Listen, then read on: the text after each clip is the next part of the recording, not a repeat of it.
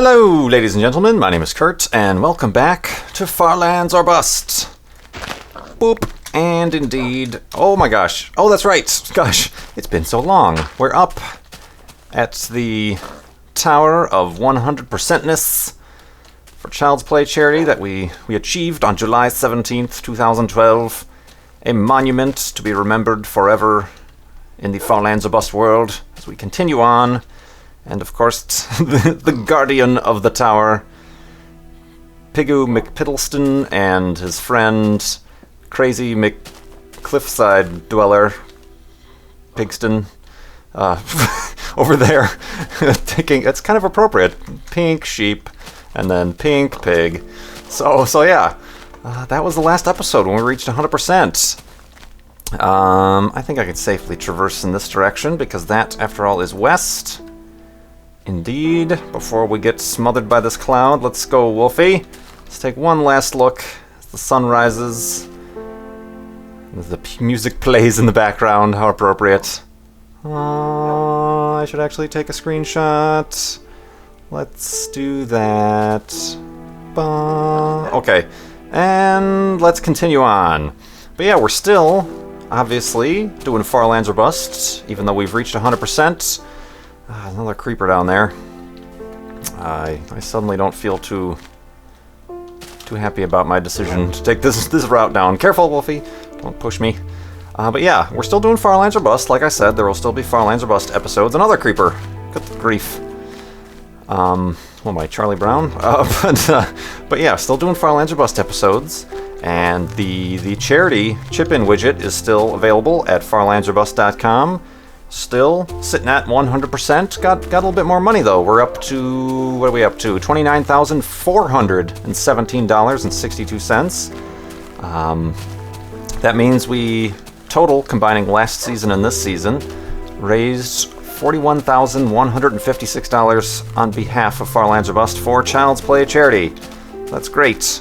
I do appreciate the continued donations, and as we approach the 100% live stream celebration, there will be far more reason to continue donating, to continue giving to Child's Play charity. So if you want to keep giving to Child's Play charity, you can keep doing that right now at farlandsorbust.com. Get us a little bit of a head start, because there's going to be further incentive during the live stream. Just keep that in mind.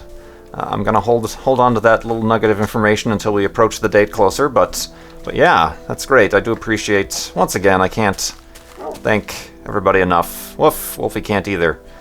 I can't thank everybody enough. Is my render distance on far? What's going on here? Yeah, it is. Okay. Balanced, blah, blah, blah. Okay. Huh. And as you can see, for those, I don't say this enough, but I'm playing on normal difficulty, so I can very well die in Far Lands or Bust. I just have yet to do such things. I play it like I play ultra hardcore. Boats, and we can continue on. There we go. Okay. But yeah, 100%, that's great. Keep on donating, as I said. What was I going to say? I'm still working, obviously, Sunday. This video is probably coming out on Tuesday. We had another milestone video. I put up the 70% milestone video, and it was a little bit... I was a little bit tongue-in-cheek about it. I didn't put the name of the game in the title of the video or in the description or tags or anything. But I've since changed that, since I think the surprise is gone. But for 70%, I finally played Amnesia. And there was a very select few of people who... Careful, Wolfie, don't teleport in front of me. Where's he at? Where's he at, guy? There he is. Okay. A very select few people who keep... requesting that, and I know every LPer gets that requested. Everybody wants to see their favorite LPer play Amnesia and get the crap scared out of them. So yes, I realized that, and I anticipated the hate on that video. I was actually a little bit surprised. There was less hate than I anticipated. A lot of you seem to expect that kind of performance. That might be a spawner, but to be honest, I'm on a boat. I can't be bothered with such things. But yeah, I expected that. The dislikes, the comments saying that I didn't take it too seriously, or, oh, don't play this game if you don't like it. I didn't take it seriously on purpose, because I've mentioned so many times how I wouldn't take it seriously and how that's not my type of game. So I had fun. I had fun recording that video. I wasn't miserable. I was having a good time being, playing the jerk, or the sarcastic, indifference towards the game. And if obviously a lot of those people probably didn't watch the entire video. It was over an hour, almost an hour, 20 minutes. But if you watch till the end, I said, okay, I conceded. It actually seems like a pretty good, a well-made game by the developers and story writers and things like that.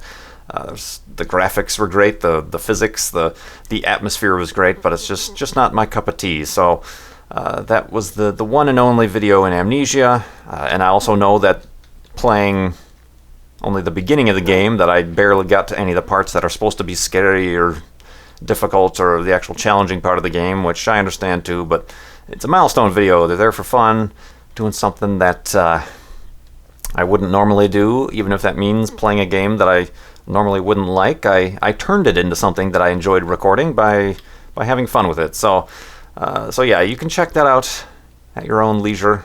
And like I said, it's an hour-long video. I could have, split that up into 4 20-minute videos, but I think for the format of a milestone video, that matches much better, just to put it all up in one shot. But yeah, we scratched that one off the list. 70% is down, and so I've got to look forward to 80%. That one is probably going to be the telescope tour, my telescope collection. And by collection, I mean I have 2 telescopes. But yeah, I'll go over like the equipment, and a lot of you people ask, what type of telescope should I get if I'm just starting out? I think one of mine is definitely one I often recommend, so I'll show you around that and why it's good, and the different parts and things, and my eyepieces, and what am I doing on bones? I can use a few bones. You know what? I just also put up a Far Lands of Us flashback for the beginning from episode 11, when I first departed my spawn point for the Far Lands, which a lot of new subscribers might not have seen if they didn't go back, but now it's immortalized in a Far Lands of Us flashback. And I did notice that, yes, this diamond sword is indeed the original diamond sword from the spawn point. So instead of trying to save it in my inventory like I was doing, I'm going to use the thing. And I don't know, maybe it'll survive through the live stream celebration for 100%. And at the end of that, like I did with the original diamond pickaxe, I can encapsulate it in a time capsule underground for the next monument. Who knows? We'll see. But if it breaks along the way, it's all right. I'd rather put it to good use than try to save it. I don't. People who own antique cars but keep them in the garage and never drive them. I don't appreciate such things. So I will treat the diamond sword of justice and Spawn-Pointyness. Hey, that's a good name, because it's a sword and it's pointy. The diamond sword of Spawn-Pointyness. But good lord. But yeah, I will use it to its fullest potential.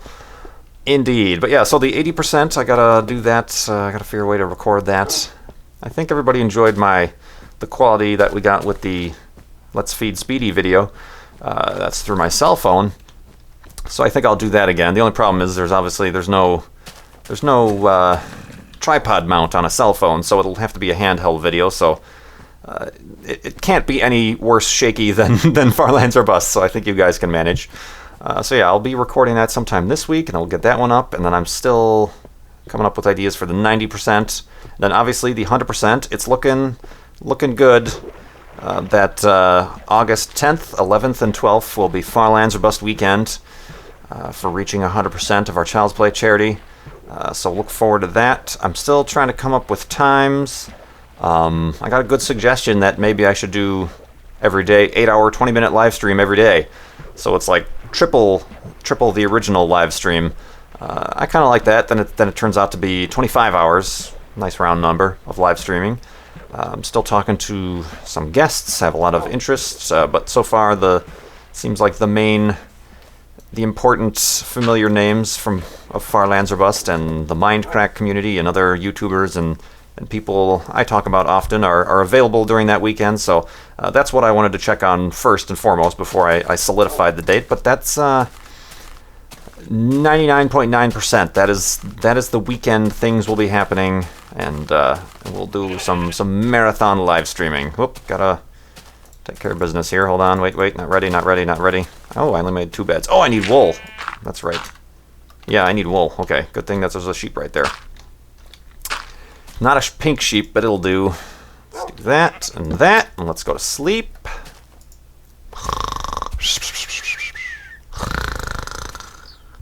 And a diamond sword of pointyness. Indeedness.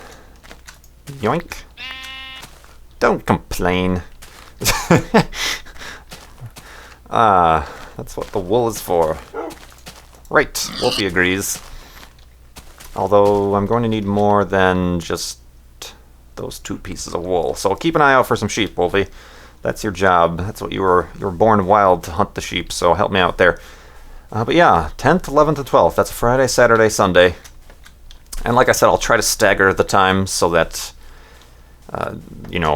all time zones will have an opportunity at least one of the days to check that out. Oh, indeed. Almost fell in there.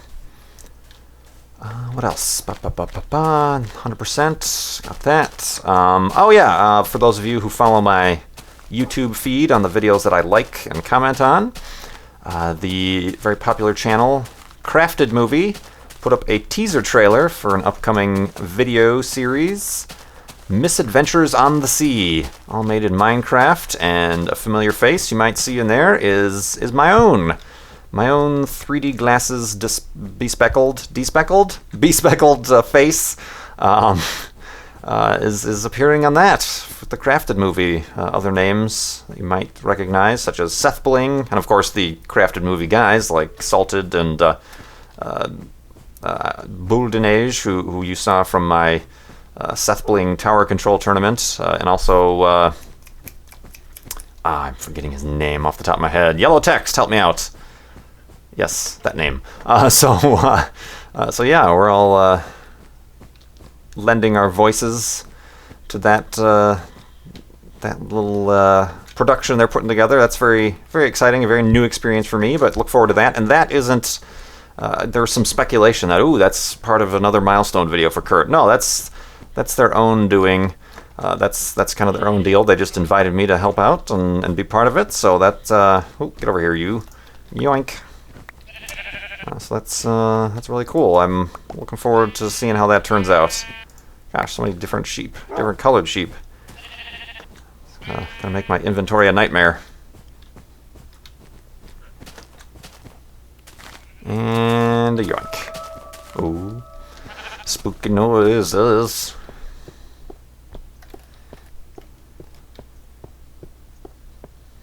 I was about to say that looks like an elevated hidey hole over there. It's creepy. I am going the right way, right? I'm not backtracking. Okay, good. What else? Oh, I can introduce the reintroduction. I am a terrible speaker. I will reintroduce the reintroduction of Minecraft news. Getting sick. Oh, heading the wrong way. Dang it. Minecraft news. There's some interesting Minecraft news. Mojang, however you say it, are getting sued once again. This time, it's pretty ridiculous. It's a patent troll the company's called Unilock. They were sued. They were given their papers on July 21st. Apparently, Unilock owns a very vague software patent regarding login authentication for purchases online or for login, like logging into Minecraft.net. And they're going around and suing not just Mojang, but a bunch of companies, actually. They use the same patent to sue Microsoft over. But basically, the way these patent trolls work are very similar to the way copyright trolls work on YouTube. If they try to claim a video that isn't there, but just hope people don't notice and they leave it alone and they'll start making money. But the way this patent troll works is they have this very vague patent that they were awarded thanks to the very broken patent process of the United States, and they use that to just file a bunch of motions against companies who might use something vaguely similar, and hope they settle. And if they put up a fight, they'll just either drop the case or they'll, whatever. And Notch, being the outspoken guy that he is, says he'd rather spend more money fighting this than their settlement would, just to put them in their place. So best of luck to Notch for fighting it. He also wrote a blog about the patent trolls in general, and his general thoughts on the situation. And he's saying that you shouldn't even be able to patent software at all, which I can agree with him on that, because even. And I'm opening the comments up for so much flames, so many flames and burning and singeing and just third-degree burns. But I have similar feelings towards what Apple has been up to recently. And one of the many reasons I personally don't own that many or any Apple products, they're going around and, as you know, suing based on patents a bunch of Android developers, the Android tablet, and different Android application. Well, not so much applications, but just the Android operating system and devices. They're going after specific devices like Motorola and Samsung and things like that, because they hold patents for the iPhone and the iOS. But a lot of those patents, if you look at them, are very vague. Like Apple owns the patent on the pinch zoom. Holding two fingers up to a screen and zooming. They own that patent, and they'll use that, and they have used that to sue, other hardware and software manufacturers who try to use that same patent. And it's kind of, to me, I know it's a lot more complicated than this, but it's also should be simpler than this, because, patents are awarded, and the people awarding the patents don't particularly think of the ramifications or whatever, but it would be like, and Notch made a good analogy on his blog, but my own analogy would be, it would be like if Ford put up a patent and it was vague enough where it was a patent for a device on transporting a person from point A to point B without them having to use their legs. And that's the patent. That's a patent for a car, basically. And then they would use that patent to sue any other company who tries to make a car, even though it might be a completely different car. It might be a car with 3 wheels instead of 4 wheels. But the patent on getting a person from point A to point B is taken. So it's a very similar thing, and it's made even more vague in software land, because software isn't a physical product generally. It's associated with physical products, but the software itself isn't physical. So that's... this, I didn't look over the court papers or the documents of the patent that Unilock is suing Mojang for, but, I'm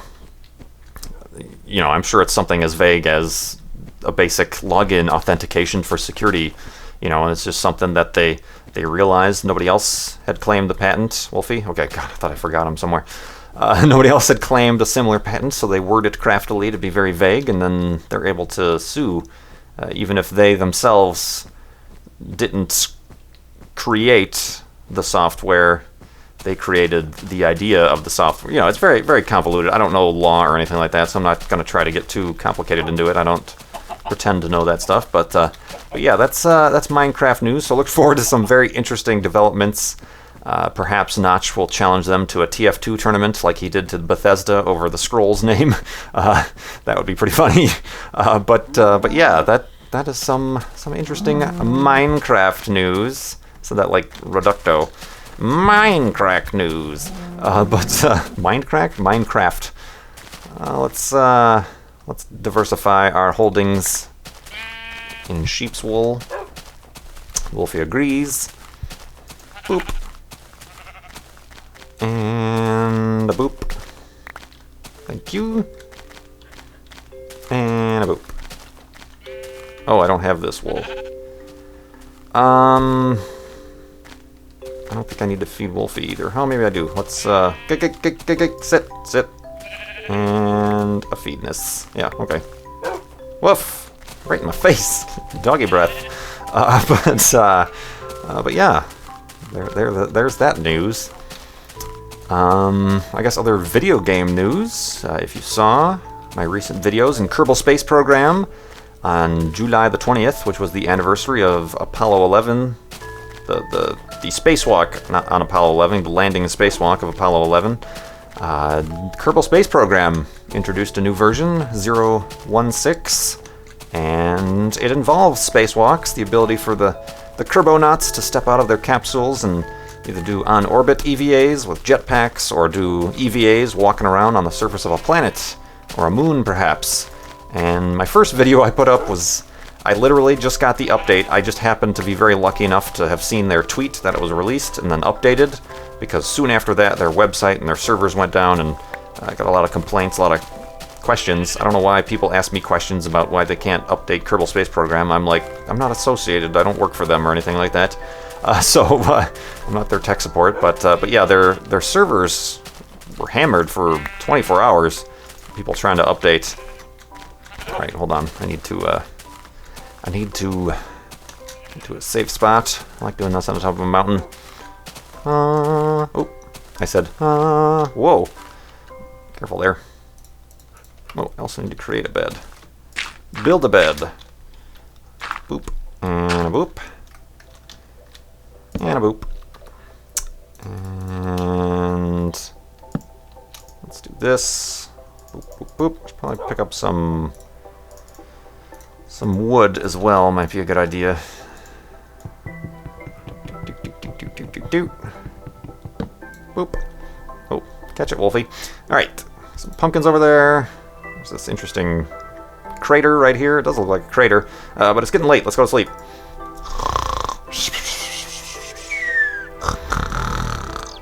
And a craterness. And a workbench. Whoa, careful. God, push me over. This is kind of cool. It does look like a crater because it's all exposed here. Very recent impact crater, perhaps. Came in on an angle, like right here in this direction. You can check to see if there's any iron deposits down there. See if we can get a sample of the meteor. Figure out from whence it came. Boosh. Just talked about the durability on the diamond sword of Spawn-Pointyness, and then I start using it on cacti. It's kind of cool. Dead zombies. Oh, you can really see from back here you can really see the fact that the objects are kind of disjointed and not really connected to the ground in terms of the float point position bug. Not really a bug, calculation errors. Whoa! Parkour to you. What was I saying? Yeah, Kerbal Space Program. So yeah, I put a video up, the first video, and I just downloaded it and just started recording. I didn't really look at the changelog that much. I didn't look at the controls or anything, so I was a little bit lost and failed to even get into orbit and test out a lot of the EVA stuff. So the next video I put up, I think I did a lot better job. Got into orbit, and we actually, spoiler alert, ended up heading to the moon, and then we're gonna step out onto the lunar surface hopefully and test out some actual EVA opportunities, and that's really fun.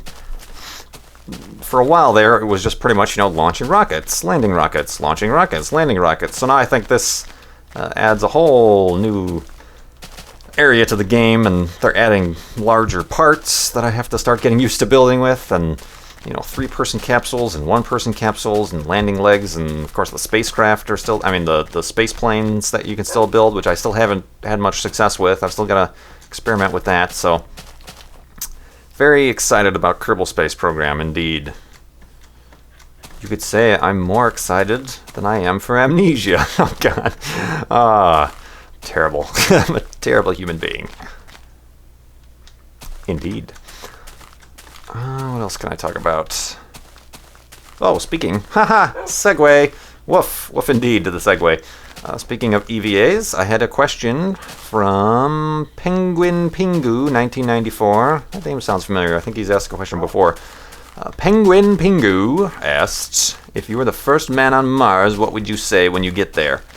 And Apollo 11, obviously Neil Armstrong said, Small step for a man, but a giant leap for mankind. It would be very difficult to beat those words. Oh, I'm over encumbered here. It would be very difficult. Wolfie, Wolfie, Wolfie. Stop looking at the pig and eat the pig. Very difficult to beat those words, and I don't know, I haven't, and I'm sure, I don't know, maybe some of you should let me know, but I haven't like read Neil Armstrong's autobiography or anything, so I don't know where he got that. I'm assuming it's just something he wrote himself, but I would probably need some help, because, you know, landing on Mars would be much more important even than landing on the moon, so you'd want to come up with something even more important to say, and you know, it has to be, I suppose, just a stroke of genius or something that would hit you at the last minute, or in flight or something like that, of something miraculous to say. But I would want to like ask people. I'd want to like, I suppose if I was chosen to be the first man on Mars, I would have some connections and I could get hold of like Stephen Hawking or Neil deGrasse Tyson, or you know, somebody with actual wordsmith abilities that could help me figure out what words to say. And I suppose I would try to ask a lot of people and then not tell, you know, if I just asked Neil deGrasse Tyson, then he would know, ooh, my words are going to be the first words on Mars, and he would probably get self-conscious about it. So I would like ask a bunch of people, and then I wouldn't tell them which words I would say. You know, that would be the way to go. But yeah, I have no idea. I've actually, being the nerd that I am, I've actually thought about this before. These are thoughts that have gone through my head, even though there's zero chance such things of happening. But yeah, I still, even having thought about it before many a time, no idea. You almost want to, you know, make reference to the first man, or giant leap, you know. You want to make reference to it just to pay homage to Neil Armstrong's words, but then again, you don't want to, because it's Mars, it's a bigger deal. You don't want to make it seem like it's secondary to it, but I don't know. In the comments below, let me know what you think your words would be, or say I was the first person and I'm asking you to tell me what the first words should be when I put the first boot print onto the sands of Mars. That is the question. Woof, indeed. Wolfie, we know what he would say. He would say, indeed. So, how appropriate. I didn't make another boat, did I? I don't have a room for another boat. Oh, I do need some planks here. Boop, boop, boop.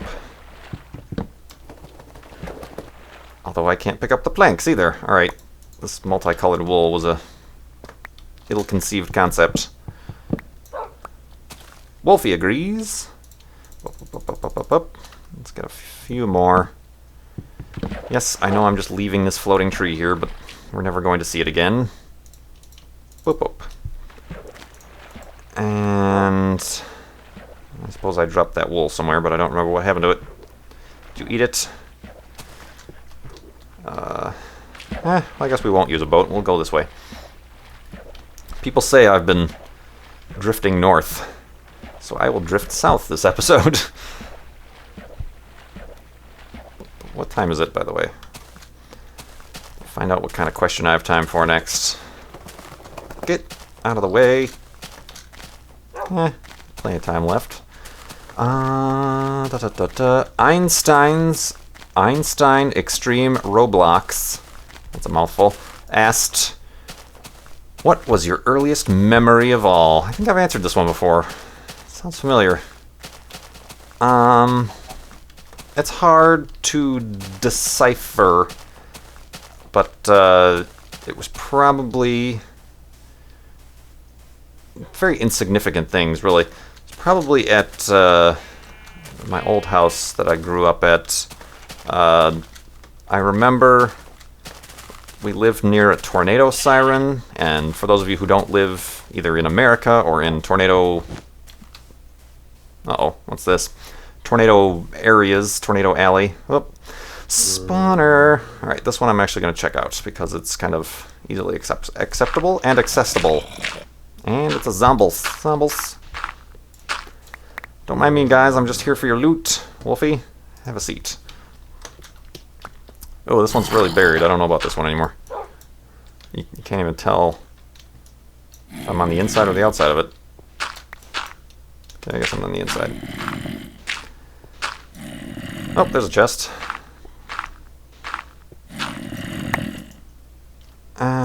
Wheat I'll take. Iron I'll take. I don't need anything else. Oh, guy, let me out. The other chest is too buried. I don't really care about it. Alright. Kind of mediocre. I'll take it, though. Freebies. Let's go this way. Brains. Oh, yeah. Let's continue the story that I was abruptly... Why can't I talk today? Or any day, for that matter. I was abruptly cut off from. Yeah, we lived near... a tornado siren, and every month they do tests of the tornado siren. And I remember it was summer, obviously, and I was sitting in the living room near the coffee table. I don't know, it's a very, I only have like 30 seconds of memory from this, so I don't remember how or why I had a popsicle. And, your mom always gives you a paper towel to eat the popsicle over when you're like 4 years old. You don't want to drip all over the carpet. But I remember that distinctly of it. But I remember the tornado siren going off, and I was always terrified of the tornado siren, even though it was a sunny summer day. There was no tornado nearby, just the test of the tornado siren. And I guess to correlate it for people who live in not America, it's basically the same thing as an air raid siren, if you know what an air raid siren is. I'm alienating myself further. For any of you who were alive during the 1940s, 50s, and 60s, an air raid siren, similar sound. It's a very creepy sound. If you saw the most recent War of the Worlds with Tom Cruise, basically the same noise that the tripods made. The big. It's a creepy noise, and you associate it with air raid sirens and tornadoes. It's a pretty creepy noise indeed. So that sound was going off, and my memory was that I wanted to cover my ears, but I didn't want to put down my popsicle. So I ended up conceding the fact, and I put the popsicle down on the paper towel, which is where the paper towel comes into this storyline. Put the popsicle down on the paper towel and covered both my ears until the tornado siren turned off. And I just remember, the popsicle melting on the paper towel, and the paper towel in all of its absorbent magic, turning pink or red or whatever flavor I had, with the sticky goodness that was the popsicle. So yeah, that is probably not as dramatic or impressive as you might expect that story to be, but that is, as far as I'm aware, my earliest memory. It's just one of those moments where your brain switched on and is like, okay, I'm going to remember this for the rest of your life, just because. Indeed. So yeah, let's, oh gosh, inventory is going to be a nightmare during this. Let's plunk down this, and let's remember to make 3 beds today, because I forgot that last time and had to make another bed. Let's do that. Let's get rid of some of this wool. I suppose I don't need 6. 3 and 3. Dang it. Oh man, this is going to be terrible. Terrible indeed. My OCD can't handle such things as these. Go away. Stop it. I guess I could just do that. Derp. Okay, let's do that. Alright, I just want to clean this stuff up and throw it in a hole. Alright. I don't need that. Don't need that. Don't need that. I don't need you. Oh, gosh dang it. But yeah, anyway, while I'm wasting everybody's time, I can remind you that you can keep going. As I said, I should probably fill that in. I don't know, a monster could spawn there. You could go to farlandsorbust.com and you can keep giving to Child's Play charity. There's going to be plenty of reason to do so once we get to our 100% milestone celebration weekend of Far Lands or Bust. So keep that in mind, and you can get a head start to get even further bonuses during the live stream, indeed. And I thank you once again for watching, and once again, thank you for helping us reach 100% of our Child's Play charity goal. You can like, comment, and ask me more questions in the comments, and subscribe if you're not already.